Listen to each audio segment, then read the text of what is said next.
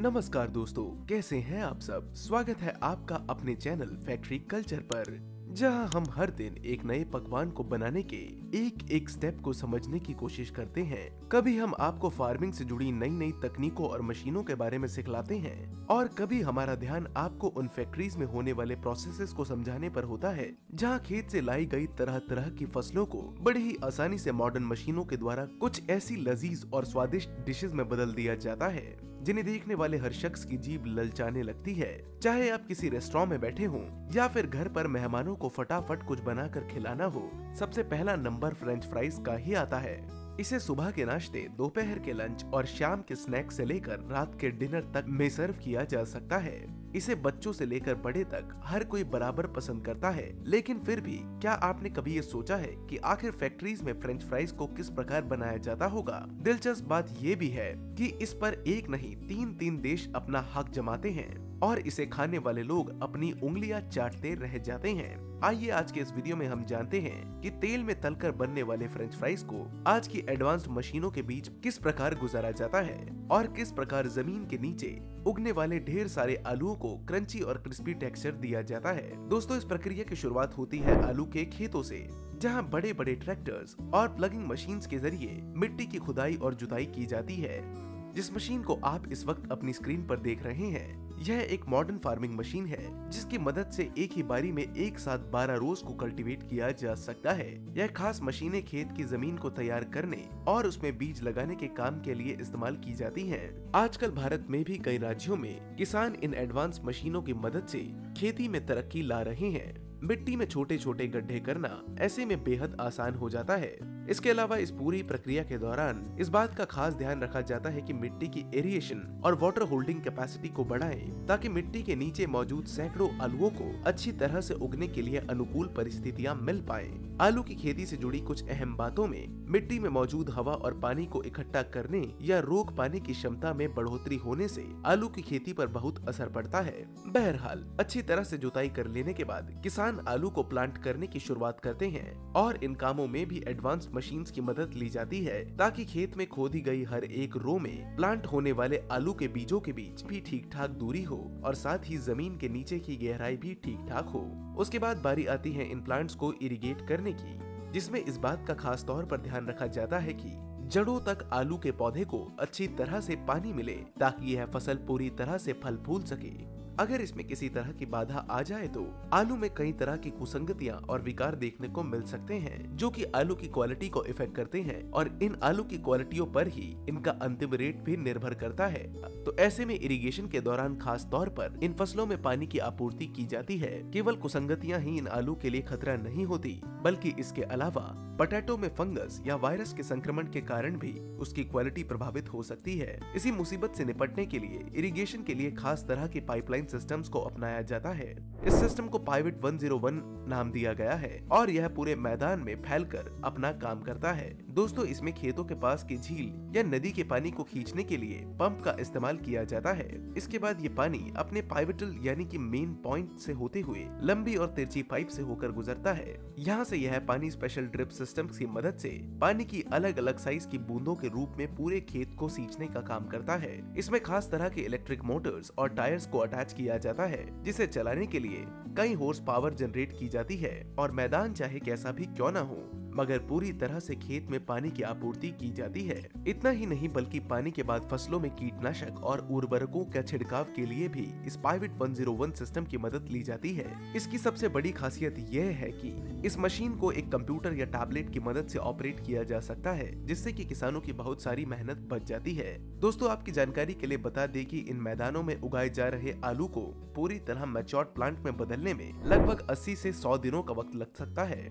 इसके बाद इन्हें हार्वेस्ट करने का वक्त आता है, जो कि इन किसानों के लिए बहुत ज्यादा जरूरी होता है। अमूमन पोटैटोज को तब हार्वेस्ट किया जाता है जब ये पूरी तरह से बड़े होकर अच्छी तरह से सूख जाते हैं, मगर लार्ज स्केल हार्वेस्टिंग में इस्तेमाल होने वाले रोपा कॉलर 2 जैसी बड़ी बड़ी मशीनों का काम लिया जाता है। पोटैटोज को हार्वेस्ट करके इन्हें अच्छी तरह से साफ करने का क्रेडिट इसी मशीन को जाता है। इसके अंदर ये आलू मिट्टी को छोड़कर एक दूसरे से अलग हो जाते हैं और एक बड़े स्टोरेज टैंक में इकट्ठे हो जाते हैं। लगभग 8 टन के बंकर वाली ये बड़ी मशीन हार्वेस्टिंग प्रोसेस में बहुत ज्यादा फायदेमंद साबित होती है। हौले हौले चलते हुए बिना कोई आवाज किए यह मशीन पूरे खेत का चक्कर लगाती हुई एक ही बारी में बड़े पैमाने पर कम वक्त में ढेर सारे पोटैटोज को अपने भीतर हार्वेस्ट कर जमा कर लेती है। इसके बाद बारी आती है हार्वेस्ट किए गए इन सैकड़ों पोटैटोज को ट्रांसपोर्ट करने की। दोस्तों, इस काम में भी किसान भारी भरकम लोडिंग मशीनों की मदद लेते हैं। इस वक्त आप अपनी स्क्रीन पे जिस लोडिंग मशीन को देख रहे हैं यह बेहद खास है, चूँकि ये पोटैटो क्रॉप कार्ट एक बारी में 35 टन तक का वजन संभाल सकती है। इन कार्ट्स में खेत से निकाले गए आलू भरे जाते हैं और फिर बारी बारी से इन्हें लोड करके पास की फैसिलिटीज तक पहुंचाया जाता है। यहाँ फैसिलिटीज में पहुंचने के बाद वर्कर्स ट्रक से इन सभी पोटैटोज को डीलोड करते हैं। इस प्रोसेस में ट्रक में लोडेड फ्रेश पोटैटोज सबसे जल्दी दौड़कर लोड पोर्ट होते हुए नीचे फीडिंग बंक में आ जाते हैं। अब क्योंकि पोटैटोज को जमीन के नीचे उगाया जाता है, इसलिए यहाँ इनके साथ कुछ मिट्टी और कूड़ा भी साथ आ जाता है। इसलिए वर्कर्स इन कन्वेयर बेल्ट में अनचाही चीजों को हटाने का काम करते हैं। लेकिन गौर करने वाली बात यह है कि अगर साफ सफाई की इस प्रक्रिया को मैनुअली किया जाए तो इन ढेर सारे पोटैटोज की सफाई में बहुत ज्यादा वक्त लग जाएगा। इसलिए यहाँ मशीन की मदद से क्लीनिंग और डी स्टोरिंग की प्रोसेस को अंजाम दिया जाता है। इसके बाद बारी आती है इन सभी पोटैटोज को पील करने की, यानी इनके छिलके उतारने की। दोस्तों, अक्सर फैक्ट्रीज में इस काम के लिए स्टीम पीलिंग मशीन की मदद ली जाती है। इसके अंदर जाने वाले हर एक आलू को ये मशीन बड़ी ही सफाई से छीलती है। इसके मैकेनिज्म के अकॉर्डिंग सारे के सारे पोटैटोज को एक घूमने वाले हाई प्रेशर भाप से भरे हुए बर्तन के अंदर भाप के संपर्क में लाया जाता है। इससे आलू की भारी परत ढीली पड़ने लगती है और कुछ इस तरह बड़ी ही आसानी से यह गर्मा गर्म आलू छील लिए जाते हैं। इस दौरान आलू का पानी अंदर की गर्मी के चलते सूख जाता है और जैसे ही मशीन प्रेशर को रिलीज करती है तब इनका छिलका आसानी से अलग हो जाता है। इसके बाद बात करें इन बड़े एब्रेसिव पीलर्स की, तो दोस्तों पोटैटोज की प्रोसेसिंग के दौरान इन मशीनों का इस्तेमाल किया जाता है। अंदर मौजूद ये पीलर्स आकार में बड़े होते हैं और नंबर में ज्यादा होते हैं। इसके लगातार घूमने की वजह से अंदर डाले गए सभी पोटैटोज कभी इससे टकराते हैं तो कभी एक दूसरे से, और कुछ इस प्रकार से इनमें मौजूद गंदगी घिसकर अलग हो जाती है। इसके बाद वर्कर्स रनिंग वाटर्स की मदद से पोटैटोज की बाहरी लेयर्स से निकली गंदगी को इससे अलग कर देते हैं। आज हर सब्जी को बनाने में आलू का इस्तेमाल किया जाता है, इसलिए इनकी क्वालिटी को चेक करना बहुत जरूरी होता है। गैपिंग्स के साथ बनाए गए इन कन्वेयर प्लेटफॉर्म्स को वाकई बहुत ही सफाई से बनाया गया है ताकि इसमें आलू को होल्ड किया जा सके। फाइनली अब बारी आती है इनकी कटिंग की, जिसे एक और मशीन के द्वारा अंजाम दिया जाता है। यह कटर प्लेटफॉर्म से होकर गुजरने वाले सभी पोटैटोज को 2 हिस्सों में बांट देते हैं। इसके साथ ही इस मशीन में 4 से 8 कंपोनेंट्स को काटने वाले ब्लेड्स भी शामिल होते हैं, जिनकी सफाई और चिपचिपाहट को कम करने के लिए लगातार ताजे पानी की जरूरत पड़ती है। इसके बाद काटे हुए पोटैटोज का वजन नाप लिया जाता है ताकि फ्रेंच फ्राइज को बनाने का काम शुरू किया जा सके। अब क्योंकि इन पोटैटोज को काफी बार पानी से धोया गया था, इसलिए स्लाइवर रिमूवल प्रोसेस के अंदर इसमें लगे अनवांटेड डर्ट को हटाया जाता है। इसके अलावा हम सभी ये बात जानते हैं कि पोटैटोज में स्टार्च बेहद भारी मात्रा में पाया जाता है। स्टार्च की मौजूदगी हमारे फ्रेंच फ्राइज के लिए बेहतर नहीं होती, इसलिए इसे एक और प्रोसेस के थ्रू हटा दिया जाता है। इसके बाद पोटैटो स्लाइसेस को मशीन्स की मदद से और उसके बाद इनके कलर, टेक्सचर और टेस्ट को बचाए रखने के लिए इनकी ब्लीचिंग भी की जाती है। दरअसल इसमें इन स्लाइसेस को गरम गरम पानी और भाप से गुजारा जाता है और इस बीच भी स्टार्च को पूरी तरह से स्लाइसेस से हटा दिया जाता है। इन सभी प्रोसेसेस को अंजाम देने की अवधि को ध्यान में रखना जरूरी है, इसलिए लगातार इस आधुनिक मशीन में टाइम डिवीजन को मॉनिटर किया जाता है। इसके बाद ड्रम ब्लेंचर्स में 95 डिग्री के गर्म तापमान में इन स्लाइसेस को गर्म किया जाता है। इसके बाद इन स्लाइसेस को अच्छी तरह से सूखने का वक्त दिया जाता है ताकि पानी की वजह से फ्राई करने में कोई भी परेशानी ना हो।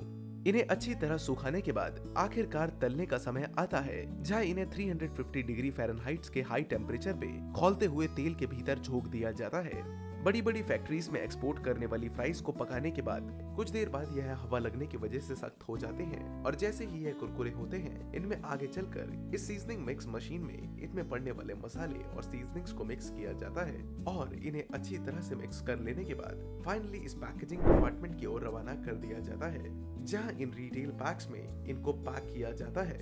इनकी रिटेल पैकेजिंग में आने वाले वेट के अकॉर्डिंग ही इनको इन पैकेट्स और बॉक्सेस में पैक किया जाता है और फाइनली इनके होलसेल रैप के लिए इन्हें इन कार्टन्स में पैक करके दुकानों की ओर रवाना कर दिया जाता है, जहां से खरीदकर आप इसका सेवन करते हैं। तो दोस्तों, यह थी मिट्टी में उगने वाले आलू से लेकर फ्रेंच फ्राइज तक बनने की पूरी प्रोसेस।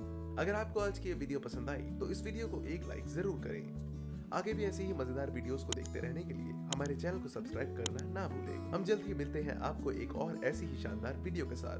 तब तक के लिए ख्याल रखें आप अपना और अपने परिवार का। Bye bye.